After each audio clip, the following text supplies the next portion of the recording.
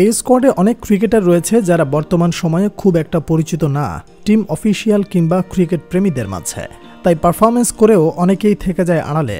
Babul, government, Rasel, ইফু, Yasin ও জাহিদদের মতো ক্রিকেটাররা সুযোগ পেলে বরাবরই পারফরমেন্স করে নিজেদের জাত চিনিয়েছেন। এখানে যাদের নাম বলা হয়েছে প্রতিটি ক্রিকেটারই কেপেবল এবং অভিজ্ঞ।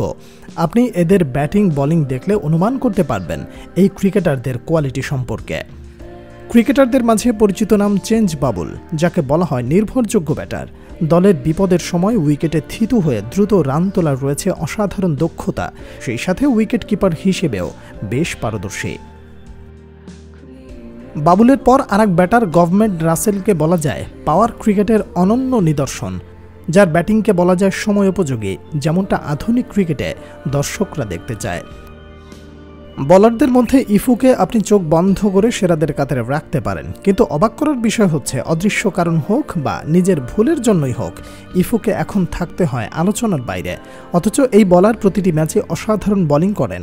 ইফুর পাশাপাশি কাটার মাস্টার রাজীব, ইয়াসিনরাও টেপ টেনিস ক্রিকেটে অসাধারণ বোলিং করেন, যা নতুন করে বলার কিছু নেই।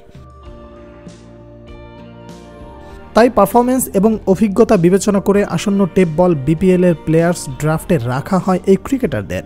তাদের সাথে অলরাউন্ডার জাহিদ, জুনিয়র নাহিদ ও ব্যাটার সানিদের নাম থাকবে ড্রাফটের টেবিলে।